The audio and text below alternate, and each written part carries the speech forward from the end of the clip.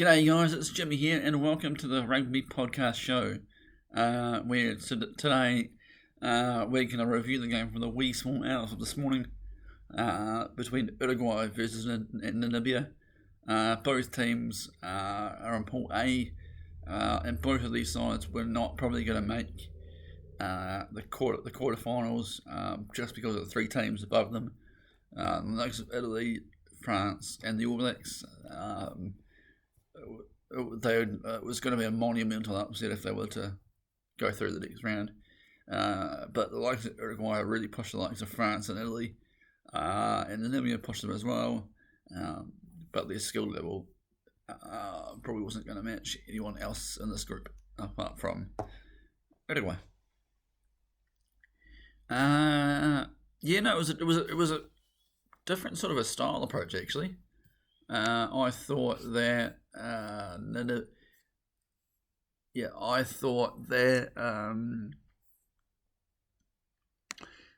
Namibia went through the phases, and I thought Uruguay went through their set piece to go downfield and to eventually break Namibia down to come back and win the game 36-26. So it was another high point scoring game. Uruguay had a lot of penalties and a lot of errors early on in the game, but managed to tidy those up in the second half and really just pinned Namibia down there. Both teams have not won a game this year, and Namibia, if they did manage to pull off an upset against Uruguay today, they would have won their very first ever Rugby World Cup game, and it would have been a history-making moment as well. But it wasn't meant to be, unfortunately. Hats off to Uruguay for doing the job. 13 for Uruguay for set-piece wins, 22 for Uruguay, 13 for Namibia, 17 penalties for conceded by Namibia, and they scored 2 tries. So, in fact, they scored one within the first minute of play, thanks to Grayson Mutun, who's the winger for Namibia, him and JC Greeling as well, really helped out. And they were good. So Namibia scored 2 tries in the World Cup. Believe it or not, right up until the 20th minute mark, we saw no yellow cards, no red cards for the first time in this World Cup. And then, as soon as a couple of tackle by the Namibian number 7, TG Uvani, that was the first yellow card from that tackle and that head-on-head contact.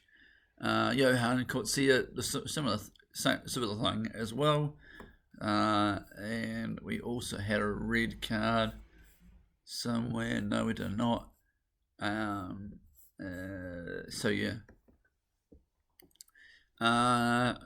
Uruguay had 107 metres to Namibia's 94, 56 carries to 47, 119 passes to 118, 34 defenders beaten and 18 defenders beaten. Just the second half was a little bit one-sided by Uruguay, and they managed to come back from the death, they proved that they are there, and well done to them for getting their third World Cup win, their third since 2003, and their last one being 4 years ago against Fiji, which all that time ago was a massive upset in the Rugby World Cup and in the rugby world as well. Santiago Arata from Uruguay was brilliant.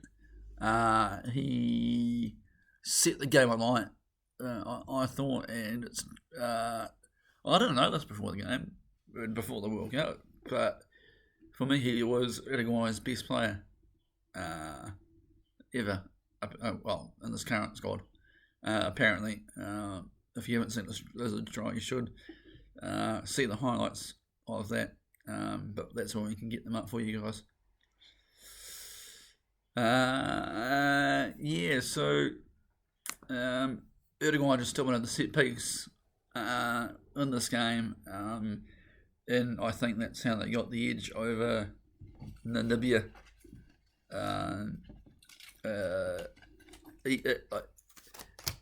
Even though they looked a little bit rattled,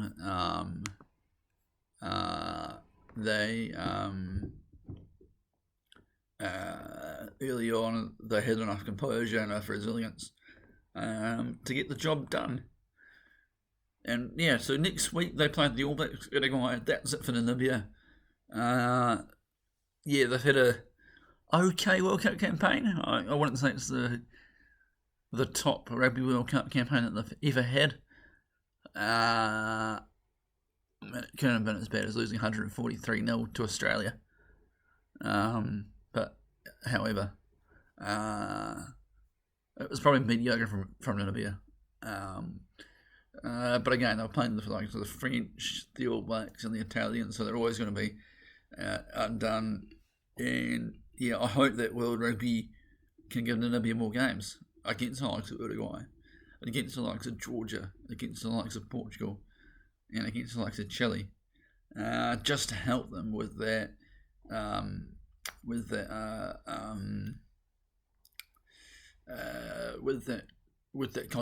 continuity of fixtures,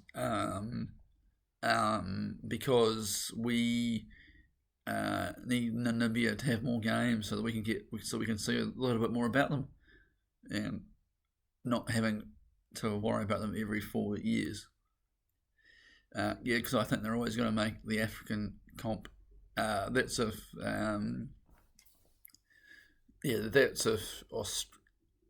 Namibia qualify every World Cup, and I believe they should. Probably Zimbabwe, Uganda, Kenya might get the World Cup spot, but Namibia should go through.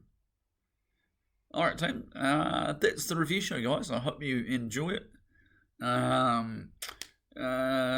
We've got the Japan Samoan video coming out tonight, podcast. We'll be going to preview that game. That should be a belter. Japan are a fit side, Samoa are a fit side. They've got some experienced players out there, and they've got some inexperienced, but when are you going to play them, pretty much? Over and out. Bye, guys.